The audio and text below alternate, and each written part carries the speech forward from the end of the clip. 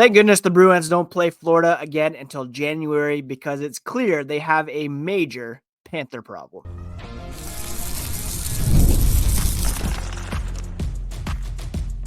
You're Locked On Bruins, your daily podcast on the Boston Bruins, part of the Locked On Podcast Network, your team every day. What is up, Bruins fans, and welcome back to the Locked On Boston Bruins podcast. I'm your host, Ian McLaren, and this is a daily show where we discuss all things Spoked B.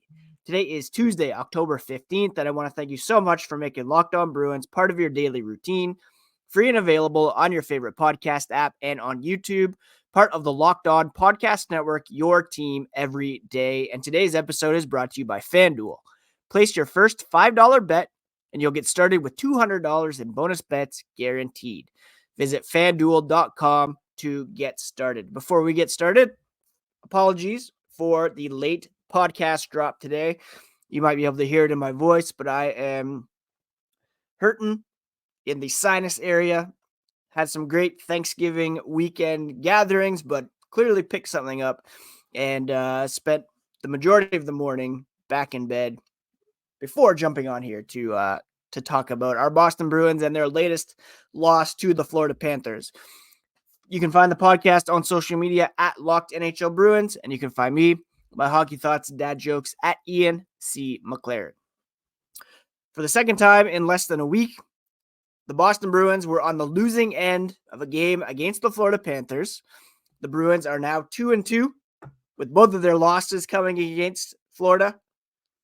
The Panthers are also 2-2, with their only wins coming against the Bruins. And it was a seemingly winnable game for Boston, seeing as Florida was without all-world center Aleksander Barkov, who's going to miss a few weeks with an injury, as well as Matthew Tkachuk, who was sidelined due to illness.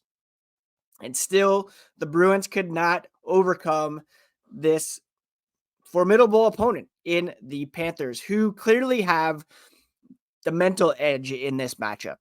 The Bruins can say all they want that Florida is not in their heads, but it was incredibly clear that even after getting out to a 1-0 lead, thanks to a Johnny Beecher goal that was assisted by offensive dynamo Mark Kastelic, as well as Mason Lohrei, the Bruins gave up a quick one less than 2 minutes later, and then found themselves in some penalty trouble after old teammate AJ Greer hit David Pastrnak from behind. Pavel Zacha, Pasternak's countrymate, line mate, came to his defense and fought Greer. The Bruins were pretty rattled after that point because the initial hit by Greer was not what was penalized. It was the fact that he and Zacha dropped the gloves. Charlie McAvoy took an ill-advised cross-checking penalty against Carter Verhaeghe. Less than a minute later, David Pastrnak was called for interference against Sam Reinhart.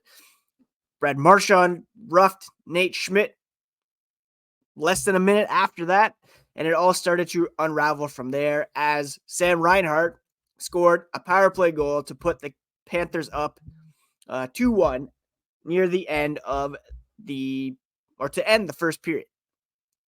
While Brandon Carlo was able to bring the Bruins back, tied the game at 2 in the second period, things unraveled from there as Sam Reinhart scored a shorthanded goal off ill-advised turnover, or actually a pocket picking of Matt Poitras.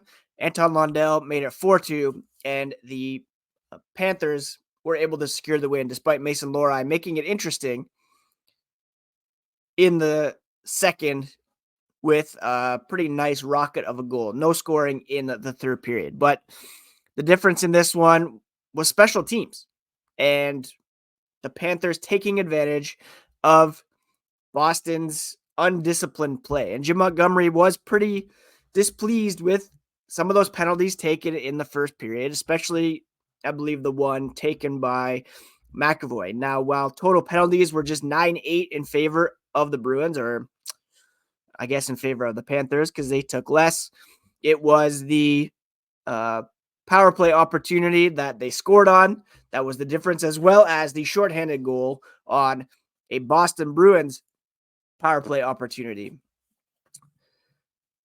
Jeremy Swayman was asked after the game if this team is in their heads, and while he said no, it's pretty clear that they are. They were rattled by that Pastrnak hit, rattled by the opposing team taking a run at their best player, and especially a former teammate in AJ Greer, although we all know how loyalties shift, obviously, after you change teams. We can all remember Pat Maroon coming into the mix last year, and he was embraced after being public enemy number one for quite some time. So the Panthers, they just have a mental edge over this team that cannot be denied. And thankfully, the Bruins don't play this team again until January. And then they play them again in in April. But the reality is, it really seems as though to get out of the Atlantic, to get out of the East, you're going to have to go through this team. And dating back to the playoffs, the Panthers have the Bruins number. Dating back to 2 years ago when they came from behind and took that series from the Bruins after that record-setting regular season. I can't highlight enough how much the Bruins needed or should have won this game. Seeing as though Florida was without two of their best players, the Bruins were playing on home ice, and the Sabres were coming off losses to Buffalo and Ottawa, two teams outside of the playoff picture who are looking to jump up into the Atlantic top four. And taking points from teams that are better than you is a key part of that puzzle. But things kind of unraveled there after Greer hit Pastrnak. Pastrnak laid out Reinhart. Nate Schmidt shoved Pastrnak. Marchand jumped in to square off against Schmidt. And while I admire the Bruins coming to the aid of their teammates, if the Bruins focus more on the scoreboard, their game, trying to generate shots instead of delivering shots, then they'd have a better chance of defeating this Florida Panthers squad. Now, that wasn't the only storyline from this game. There was also some line mixing that was going on by head coach Jim Montgomery. Now, we'll talk a little bit more about that in the signals part of the game recap, but to be sure, there's something wrong with the offense at the moment because the Bruins are currently being led in scoring by some unlikely characters. Kastelic is just on fire to start the season. And he is tied for the team lead with Elias Lindholm with 5 points, 2 goals, 3 assists. Cole Koepke, Johnny Beecher tied for second with David Pastrnak at 4 points apiece, 1 goal and 3 assists. And while it is a huge bonus to get offensive contributions from your fourth line, that's not something that's sustainable. And it's something that the Bruins need to fix moving forward, getting more out of particularly the middle six in order to sustain success. Mark Kastelic is not going to shoot 50% all season long. Cole Koepke is at 33.3%. Beecher, 20%, perhaps somewhat more sustainable, but these guys aren't going to be offensive behemoths all season long. And we'll discuss more stats and signals from this game against the Florida Panthers here as the podcast continues. FanDuel is America's #1 sportsbook, and for very good reason. Right now, you can get started with $200 in bonus bets guaranteed when you place your first $5 bet. Maybe you've looked at the Bruins here over 4 games and are erring on the underside of the 97.5 points that was set by FanDuel. Put $5 on the under and you'll get $200 in bonus bets guaranteed with that first $5 bet. When you're watching NFL, NHL, you get a hunch in the middle of a game. You can check out the latest stats, view live play-by-play, and so much more on the same page where you place your bets. So get started with a big return on FanDuel, America's #1 sportsbook. Visit FanDuel.com to get started. Thank you so much once again for making Locked On Bruins part of your daily routine, free and available on your favorite podcast app and on YouTube, part of the Locked On Podcast Network, your team every day. And longtime listeners of the podcast will know that I've been kind of beating the drum in terms of Boston's inability to outshoot the opposition on a regular basis, and this is a bit of a problem. Now, yesterday, thankfully, they were able to outshoot the Panthers 21-19 in 5-on-5 play, 44.51 seconds of 5-on-5 play. We look at this because that's where the majority of the game is played. They had a slight advantage in shot attempts, 35-33. The shots were 21-19. Scoring chances, though, were highly in favor of the Panthers, an 18-12 advantage. And altogether, the Panthers outscored the Bruins, obviously, by a score of 4-3. And the difference in this one was the special teams. Florida's ability to generate a goal on the power play and also their ability to score that shorthanded goal off that Matt Patra turnover. The Bruins did have overall more of the shot attempts in this one, 47-43. The shots were 27-26 in favor of the Bruins, but the scoring chances were in Florida's favor. They were able to generate more when it comes to legitimate scoring chances, meaning Sergei Bobrovsky had a much easier time of things than did Jeremy Swayman.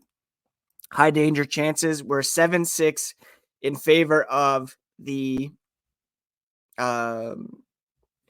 Panthers. Expected goals, which is taking a look at high danger chances, shots, scoring chances, that amounted to 1.96 for the Panthers, 1.82 for the Bruins.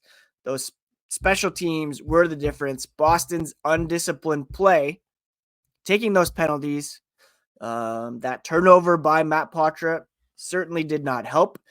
And you can, fault that kid for that play. There was a lot of backlash on social media about his inexperience, etc. But the reality is, if you're going to give a 20-year-old big-time minutes, you can expect some misplays here and there. It's the same thing with Mason Lohrei on the back end, although Lohrei, with a goal and an assist, has now got 3 points in 3 games, and I believe deserves an opportunity to remain in the lineup moving forward. Definitely an edge over Parker Witherspoon there. Nikita Zadorov led the way with 4 shots on goal from the point. In fact, a lot of shots generated by the blue line. 2 from Carlo, 1 from Lindholm, 2 from Lohrei, 3 from McAvoy, 2 from Peak, and 4 from Zadorov.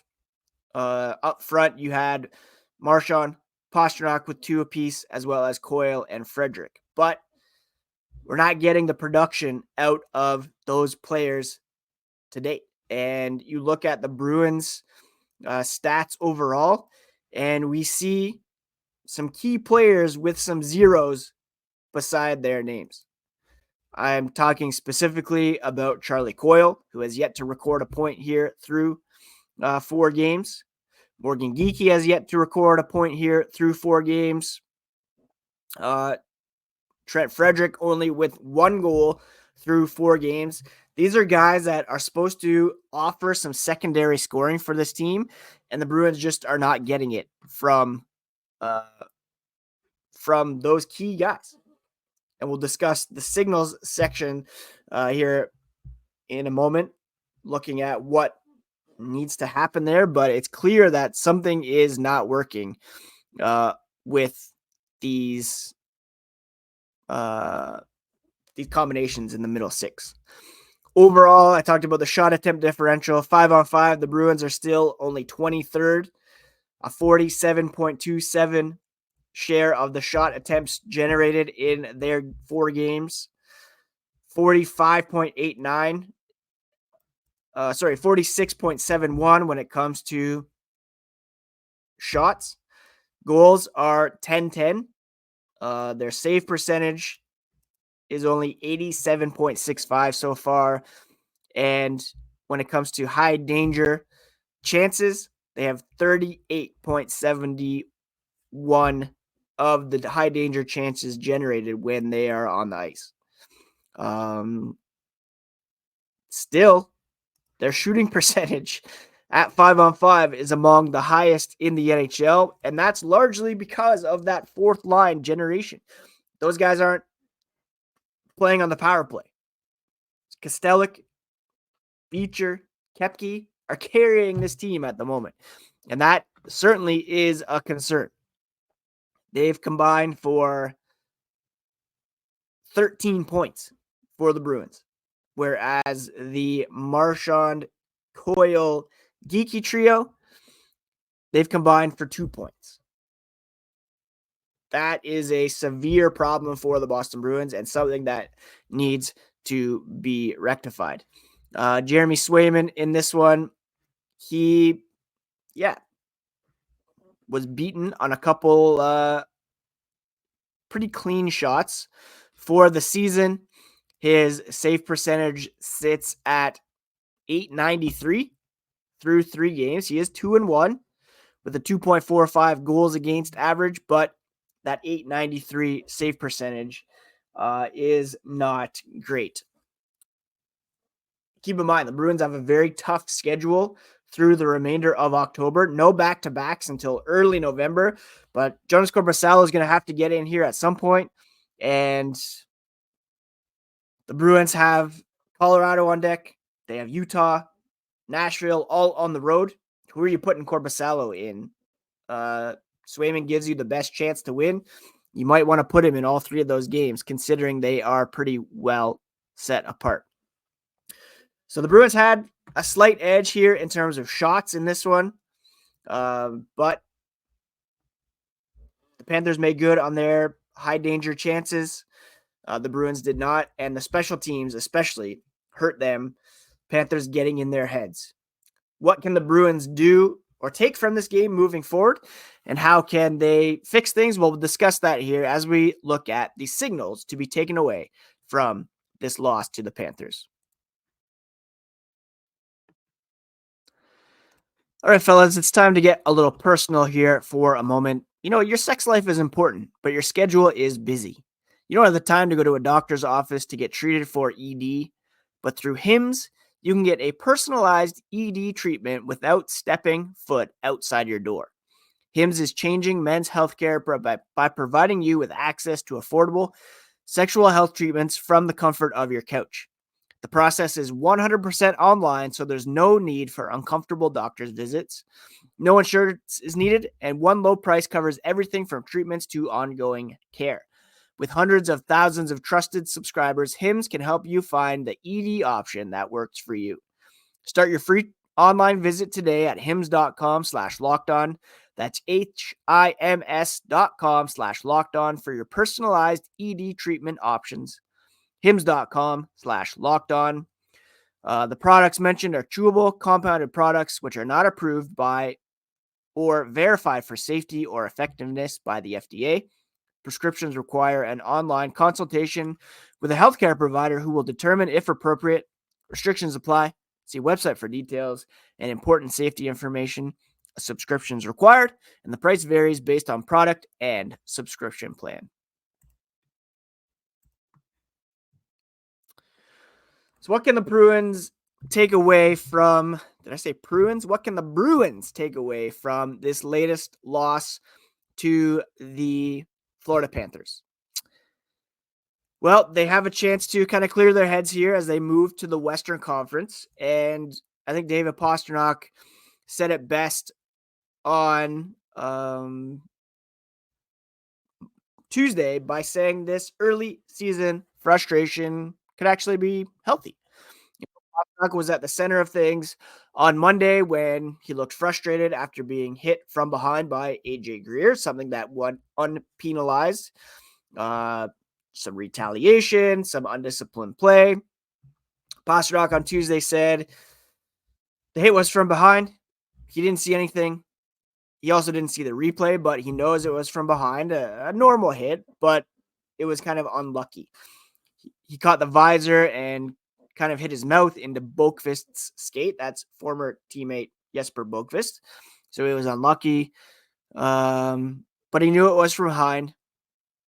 He didn't know he was behind him, that being Greer. He doesn't have any problem being hunted as long as it's within the rules and it's clean hits. He can take those. He has no problem. He can make and take a hit. They definitely have to draw the line when it's a bad play on how they answer, though. There will be opportunity. Some, when it's a clean hit, it's just hockey. You have to take it. It's a tough sport, and if you can't take it, you shouldn't be in the league. So they have to recognize time and space when they answer those. He didn't think it took them off their game, but both games against Florida, they've been very undisciplined, taking unnecessary penalties. And if you put a team like Florida on the power play, they're going to make you pay. They're making it harder on themselves against those guys because they give them so much opportunity on the power play. It was a pretty tight game, as the numbers suggested, but they got the power play goal, the shorthanded goal, and then the Bruins were coming from behind. And he said the only frustration is that they know they're a better team than they've showed so far, that being the Bruins. The Panthers are a better team, clearly, but he thinks the Bruins are a better team than what they've showed. They know they can do much better. Healthy frustration, he says, because they know they're much better than what they have showed. He said it begins with the details. You don't need to look for a home run. Start with board battles. Start with the details. Make sure the compete level is there and you're winning battles, and the rest will come. They haven't played great hockey yet, Pastrnak said, but they're still in a pretty good spot. 2 wins, 2 losses. It's hard to win in this league, and you have to make sure you keep getting better every game. Not an easy schedule to start. The Stanley Cup champion twice in the first 4 games, and they do have a lot to improve on. Practice on Tuesday, by all accounts, was great. Jim Montgomery was quoted as saying afterwards, great effort, and now they're going to go on the road and come together as a team and try to get things going. Now, the offense, of course, has been quiet. We'll discuss tomorrow on the podcast 3 or so options that they could explore when trying to shake up the top 6. We'll also preview the Colorado game, but Colorado game tomorrow night is an opportunity for the Bruins to get their offense going. The Avs are 0-3-0. They've given up 6 or more in all 3 losses. So the Bruins have a real chance tomorrow night to put the puck in the net. Pastrnak, Lindholm, Zacha have played pretty well so far together. But the middle 6 really needs to get going, and they might need to shuffle that up. So takeaways from this game. Thankfully, the Panthers will not be seen for quite some time here, not again until January.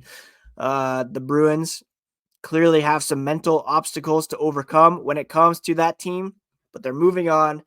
They're 2-2. They have an opportunity to, often these early season road trips can really galvanize a team, can really bring them together. There's opportunities for travel. It's a pretty open schedule for a 3-game road trip. 3 games over the course of like 8 days here. So maybe they'll get some fun in Utah or in the mountains between the Colorado and Utah game. Maybe check in Nashville a bit early and have some good bonding team dinners. Hopefully not too crazy. Nobody breaks a toe or anything like that coming out of the restaurant. But it's an opportunity for them to come together as a group to get away from the distractions of being at home and focus in on getting the puck on net. That's really what they need to do here. Like Pasta said, don't go for the home run. Doesn't have to be the prettiest play ever. Just get the puck on net, especially against a team like Colorado that's been leaky. Utah is without Sean Durzi now. For a bit, they lost him to injury, one of their top 2 defensemen. The Predators are taking some time to get things together with a bunch of new faces. So this is an opportunity to make a statement here on the road. Tomorrow, again, we'll break down the options for mixing up the top 6. We'll preview the game against the Avs. Thank you so much again for listening here to Locked On Boston Bruins. Thank you for bearing with me through my nasal issues, some fatigue. We're battling through it here, folks. That's what we do here on Locked On Boston Bruins, because we are part of the Locked On Podcast Network, and we talk about your favorite hockey team every single day. Check out next Locked On Fantasy Hockey. Everything you need from steal and flip to win your week and get the edge on the opposition. And please do take care of yourselves, take care of each other, and we'll talk to you on the next episode of Locked On Boston Bruins.